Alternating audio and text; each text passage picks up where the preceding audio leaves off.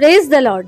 प्रियो, वचन में जाएं इससे पहले हम कुछ बात को समझें कि आज अगर हमें कोई सही सीख दे रहा है, सही बात सिखा रहा है, या फिर कहा जाए कि बुराई से अलग होने की बात कह रहा है, या कहा जाए डांट रहा है, वो डांटने वाले, उल्हाना देने वाले कोई भी हो सकते हैं। चाहे वो घर के हो, घर के बड़े बुजुर्ग हो, माँ बाप हो, प्रभु के दास दासी, कोई भी हो सकते हैं।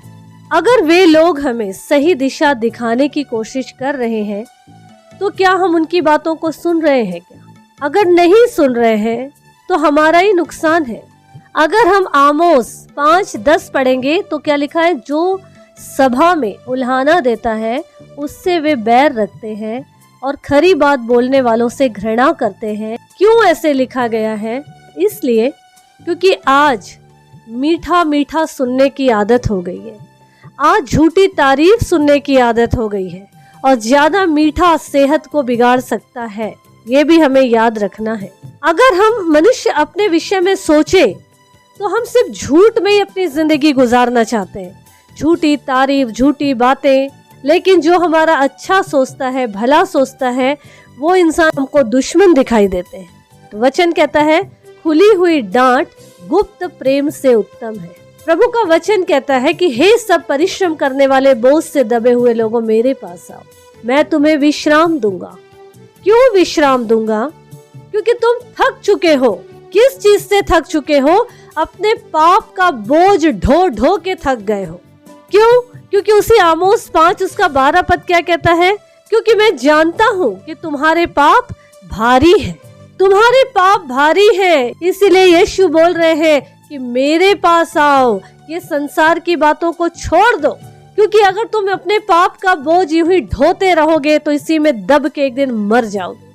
लेकिन मैं जीवन हूँ, मेरे पास आओ और तुम्हें मैं हल्का करूंगा, तुम्हें नया जीवन दूंगा। आगे वचन क्या कहता है इसी आमोस 5:18 में?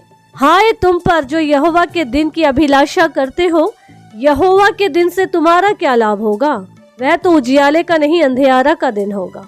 जो प्रभु के अगेंस्ट में है, जिनको खुदाई बातें अच्छी नहीं लगती हैं, फिर भी वो सब बोलते हैं कि प्रभु कब आएंगे, कब आएंगे।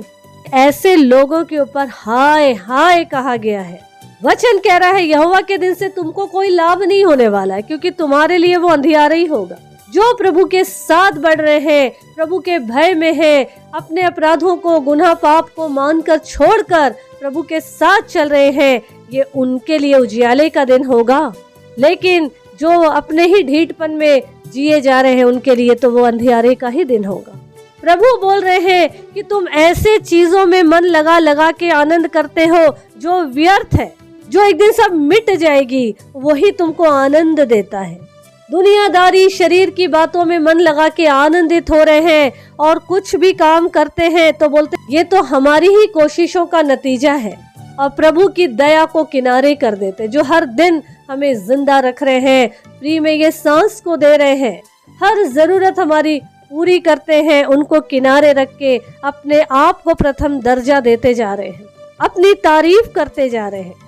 तो वचन कहता है कि ऐसे लोगों के विरुद्ध परमेश्वर बोलते हैं कि मैं ऐसे लोगों को खड़ा करूंगा तुम्हारे सामने, जो तुम्हारे नुकसान का, तुम्हारे संकट का कारण बन जाएंगे।